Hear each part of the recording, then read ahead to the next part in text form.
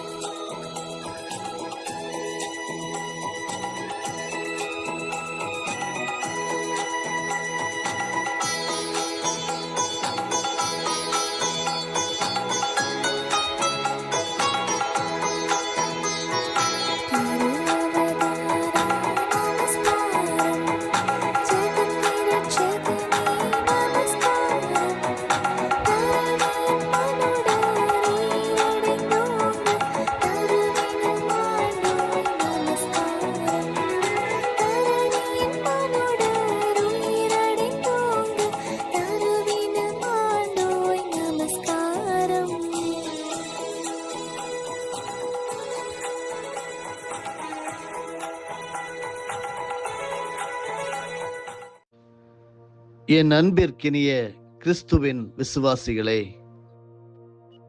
உங்களை இயேசு கிறிஸ்துவின் நாமத்தினாலே வாழ்த்தி வரவேற்றுக் கொள்கிறேன். சங்கீதம் 97 வசனங்கள் 10, 11, 12 படிக்கிறேன். கர்த்தரில் அன்பு கூறுகிறவர்களே, தீமையை வெறுத்து விடுங்கள். அவர் தம்முடைய பரிசுத்தவான்களின் ஆத்துமாக்களை காப்பாற்றி துன்மார்க்கரின் கைக்கு அவர்களை தப்புவிக்கிறார்.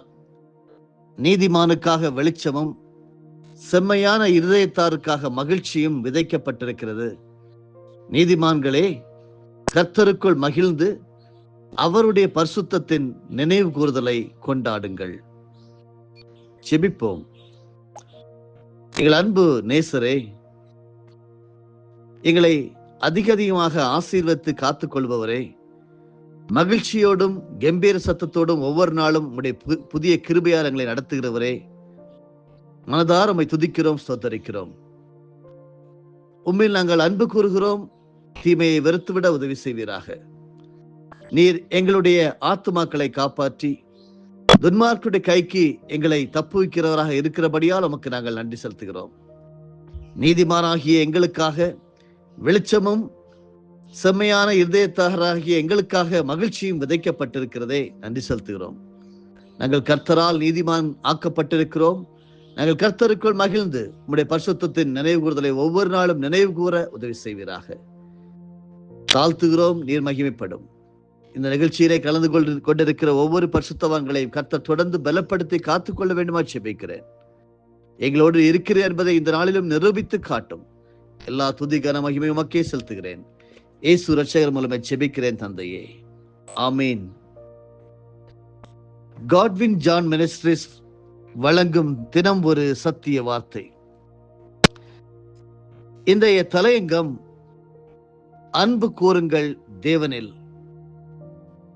பைபிளின் ஆதார வசனமாக சங்கீதம் 18 முதல் வசனம், என் பலனாகிய கர்த்தாவே உம்மில் அன்பு கூறுவேன்.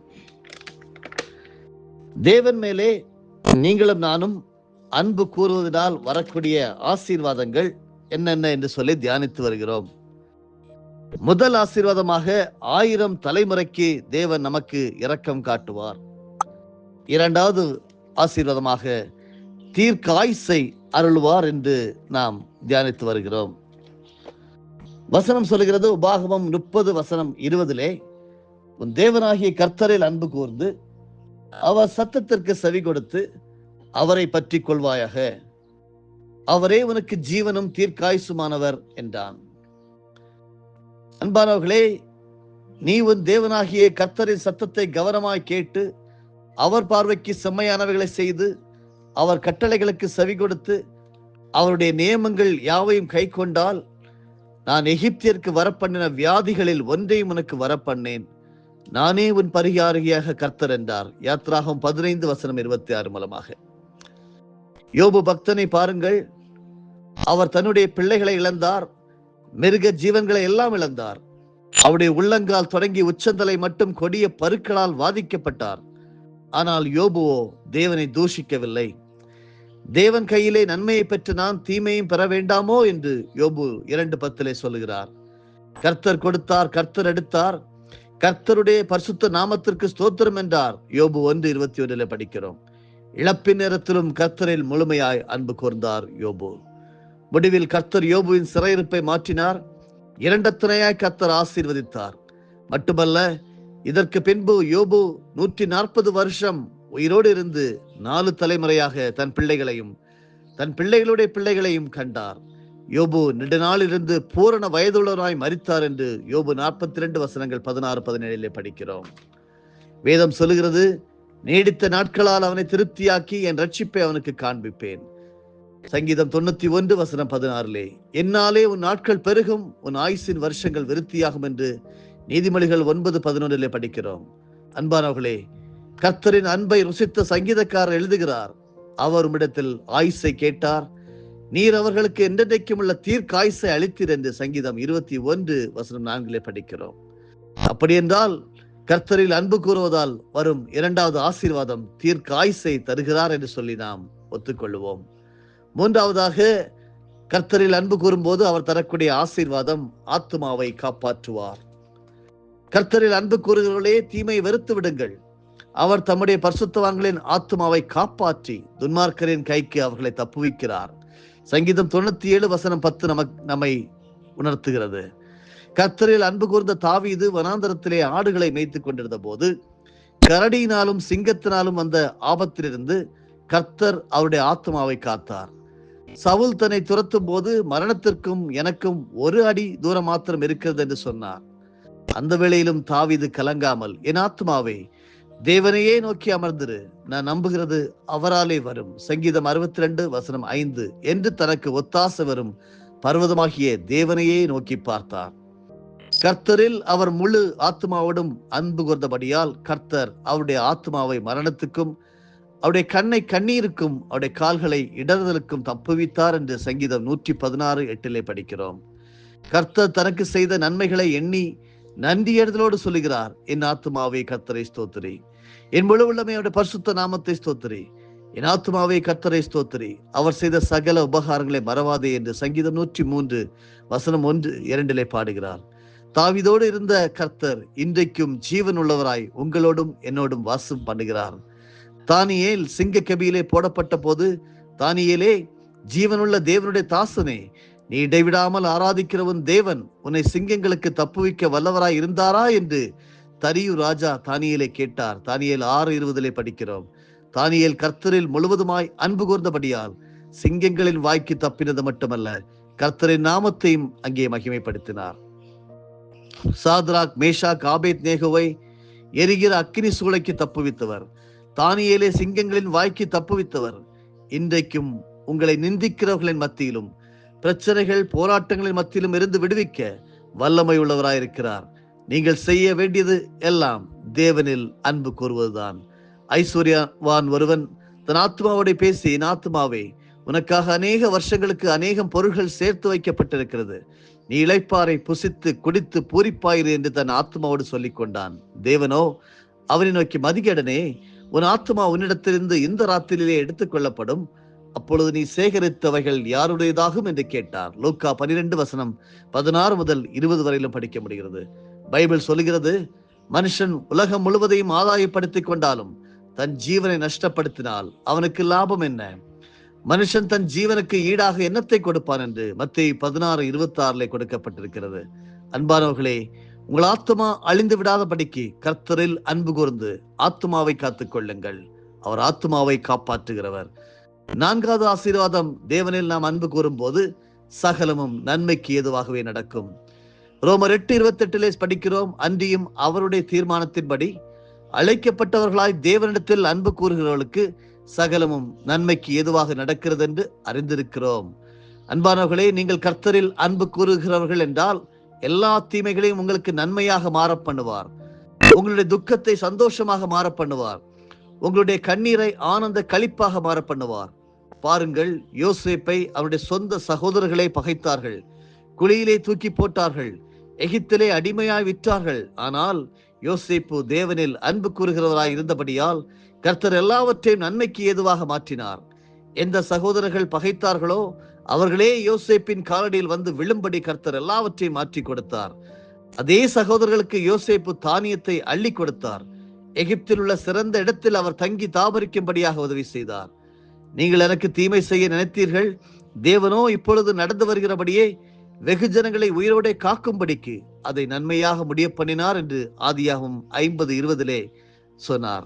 கர்த்தர் அப்படியே உங்களையும் உயர்த்துவார். அன்பானவர்களே, ஆமான் மொர்தெகாய்க்கும் யூத ஜனங்களுக்கும் விரோதமாக எழுந்தபோது மொர்தெகாயும் யூதர்களும் உபவாசம் இருந்து கர்த்தரிடத்தில் வேண்டுதல் செய்தார்கள். அப்பொழுது ஆமான் மொர்தெகாய்க்கு ஆயத்தப்பட்ட தூக்கு மரத்தில் ஆமானையே தூக்கு போட்டார்கள். மொர்தெகாய் உயர்த்தப்பட்டார். மட்டுமல்ல, யூத ஜனங்களுக்கும் பெரிய விடுதலை கிடைத்தது. யூதருக்கு பயப்படுகிற பயம் தேசத்து ஜனங்களை பிடித்ததினால் அவர்களில் அநேகர் யூத மார்க்கத்தில் அமைந்தார்கள் என்று எஸ்தர் 8:17 படிக்கிறோம். தேவனில் அன்பு கூறுகளுக்கு சகலமும் நன்மைக்கு ஏதுவாக மட்டுமே நடக்கிறது. இன்றைக்கு நீங்கள் உங்களுடைய உறவினர்கள் மத்தியிலே சிறுமைப்பட்டிருக்கலாம். பிரச்சனைகள், போராட்டங்களினால் மனம் சோர்ந்து போயிருக்கலாம். நீங்கள் எந்த நிலைமையில் இருந்தாலும் கர்த்தரில் அன்பு கூர்ந்து அவரை நோக்கி கூப்பிடுங்கள். கர்த்தரை தேடுகிறவர்களுக்கோ ஒரு நன்மையும் குறைபடாது என்று சங்கீதம் 34:10 நாம் படிக்க முடிகிறது. சங்கீதக்காரனோடு கூட நாமும் கர்த்தர் எனக்கு செய்த எல்லா உபகாரங்களுக்காகவும் அவருக்கு எண்ணத்தை செலுத்துவேன், ரட்சிப்பின் பாத்திரத்தை எடுத்துக்கொண்டு அவருடைய கர்த்தருடைய நாமத்தை தொழுது கொள்வேன் என்று அன்பு கூர்ந்து சொல்லுவோமா? சங்கீதம் 116 12-13 படிக்கிறோம். இப்படி 4வது ஆசீர்வாதமாக, தேவனில் அன்பு கூறுகளுக்கு சகலமும் நன்மைக்கு ஏதுவாக நடக்கும். 5வதாக கடைசி ஆசீர்வாதம் என்னவென்றால் நித்தியத்திலே ஆசீர்வாதம். 1 கொரிந்தியர் 2:9 படிக்கிறோம். எழுதியிருக்கிறபடி, தேவன் தம்மில் அன்பு கூறுகிறவர்களுக்கு ஆயத்தம் பண்ணினவைகளை கண் காணவும் இல்லை, காது கேட்கவும் இல்லை, அவைகள் மனுஷனுடைய இருதயத்தில் தோன்றவும் இல்லை. அன்பானவர்களே, பஸ்ஸில் நாம் பிரயாணம் பண்ணும்போது சில இருக்கைகளிலே இது விஐபிக்கு மட்டும் என்று எழுதியிருக்கும். விமானங்களிலும் பார்க்கலாம். அதுபோல கர்த்தர் பரலோகத்தில் நமக்காக இடத்தை ஆயத்தம் பண்ணி இது தேவனில் அன்பு கூறுகளுக்கு மட்டும் என்று எழுதி வைத்திருக்கிறார். அவரில் அன்பு கூறுகளுக்கு நித்திய வாசஸ்தலம், ஜீவ கிரீடங்கள், பரிசுத்தவான்களின் சுதந்திரங்கள் என்று மேன்மையான பங்குகளை அவர் வைத்திருக்கிறார். அழகாக தாவீது ராஜா சொல்லுகிறார், நேர்த்தியான இடங்களில் எனக்கு பங்கு கிடைத்தது, ஆம் சிறப்பான சுதந்திரம் எனக்கு உண்டு என்று சங்கீதம் 16:6 பாடுகிறதை நாம் படிக்கிறோம். கர்த்தரில் அன்பு கூறுகிறவர்கள் மேல் ஒரு அபிஷேகம் ஊற்றப்படுகிறது. பரிசுத்த ஆவியினால் தேவனுடைய அன்பு நம்மில் ஊற்றப்படுகிறது என்று ரோமர் 5:5 படிக்கிறோம். நீங்கள் தேவனிலே அதிகமாய் அன்பு கூறுகளாய் மாறுவீர்கள். தேவன் தம்முடைய ஒரே பேரான குமாரனை விசுவாசிக்கிறவன் எவனோ அவன் கெட்டு போகாமல் நித்திய ஜீவனை அடையும்படிக்கு அவரை தந்தொருளி இவ்வளவாய் உலகத்தில் அன்பு கூர்ந்தார் என்று யோவான் எழுதின சுவிசேஷம் 3:16 படிக்கிறோம். அன்பானவர்களே, உங்களுடைய என்னுடைய வாழ்க்கை, அதுவும் விசுவாச வாழ்க்கை, கிறிஸ்தவ வாழ்க்கை, நீதிமான் என்கிற வாழ்க்கை இந்த உலகிலே முடிந்து போவதில்லை. நித்திய காலமாக கிறிஸ்துவுடனே பரிசுத்த தூதர்களுடனே கேருபீன்கள் சேராபீன்கள் மத்தியிலே பரலோக ராஜ்யத்திலே வாசம் பண்ணுவோம். நித்தியத்திலே தேவனில் அன்பு கூறுகளுக்காக பிதா ஆயத்தம் பண்ணியிருக்கிற எல்லா மேன்மைகளையும் மகிமைகளையும் சுதந்திரித்துக் கொள்வோம். இதுதான் கிறிஸ்தவ நம்பிக்கை. கிறிஸ்தவர்களுக்கு ஏதோ 60 வருடம், 80 வருடம், 100 வருடம், 120 வருடம் இந்த உலகத்திலே வாழ்கிறது என்கிறது மட்டுமல்ல, நித்தியமாக ஆசீர்வாதத்தோடே நம்முடைய பிதாவோடு நாம் வாழுவோம். அப்போஸ்தலனாகிய பவுல் சொல்லுகிறார், கிறிஸ்துவின் அன்பை விட்டு நம்மை பிரிப்பவன் யார்? உபத்திரவமோ, வியாகுலமோ, துன்பமோ, பசியோ, நிர்வாணமோ, நாசமோசமோ, பட்டயமோ, இவை எல்லாவற்றிலேயும் நாம் நம்மில் அன்பு கூறுகிறவராலே முற்றும் ஜெயம் கொள்ளுகிறவர்களாய் இருக்கிறோமே என்று ரோமர் 8:36-37 படிக்கிறோம்.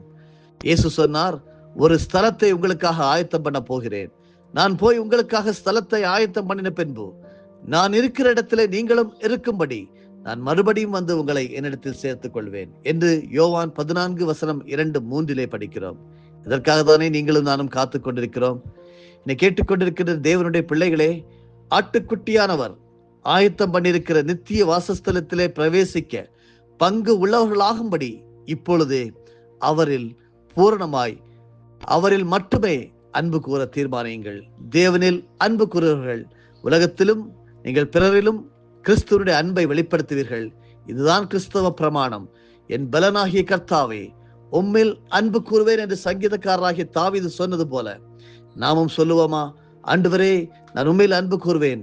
நீர் எனக்காக வைத்திருக்கிற சகல விதமான ஆசீர்வாதங்களை 1000 தலைமுறைக்கு இரக்கம் காட்டுகிறவர், தீர்க்காயுசை தருகிறவர், ஆத்துமாவை காப்பாற்றுகிறவர், சகலமும் எனக்கு நன்மைக்கு ஏதுவாகவே நடக்கும், எங்களுக்கு நித்தியத்திலே ஆசீர்வாதம் கிடைக்கும் என்று நாங்கள் நம்பி வந்திருக்கிறோம். பொறுப்படுத்திக் கொள்வீராக என்று சொல்லி ஆண்டவரோடு பேசுங்கள். அப்படியே அவர் செய்வார். கர்த்தர் உங்கள் ஒருவரையும் ஆசீர்வதித்து காத்துக் கொள்வாராக. தேவனில் அன்பு கூறுங்கள். ஆமென். பரலோக பிதாவே, ஆண்டவராகிய இயேசு கிறிஸ்துவின் நாமத்தினாலும் பரிசுத்த ஆவியானவருடைய திருப்பெயராலும் உம்மிடம் வருகிறோம். உம்மில் பலன் கொள்கிற நாங்கள் உம்மில் அன்பு கூற உதவி செய்வீராக. எங்களுக்காக நீர் வைத்திருக்கிற பலவிதமான நன்மைகளும் ஆசீர்வாதங்களும் ஆண்டவரே, உம்மிலே அன்பு கூறும்போது எங்களுக்கு கிடைக்கிறது என்று சொல்லி நாங்கள் புரிந்து கொண்டோம். அப்பா, உமக்கு ஸ்தோத்திரம். கற்றுக் கொடுத்த ஆவியானவருக்கு நாங்கள் நன்றி செலுத்துகிறோம். நித்தியத்திலே நாங்கள் உம்மோடு ஆசீர்வாதத்தோடே வாழுவோம் என்று உறுதி செய்து கொள்கிறோம். காத்துக்கொள்ளும், வழி நடத்தும். இயேசு இரட்சகர் மூலமே ஜெபிக்கிறோம் ஜீவனுள்ள பிதாவே. ஆமேன். என் ஆத்துமாவே கர்த்தரை ஸ்தோத்தரி, என் முழு உள்ளமே அவருடைய பரிசுத்த நாமத்தை ஸ்தோத்தரி. என் ஆத்துமாவே கர்த்தரை ஸ்தோத்தரி, கர்த்தர் செய்த சகல உபகாரங்களையும் மறவாதே. ஆமேன்.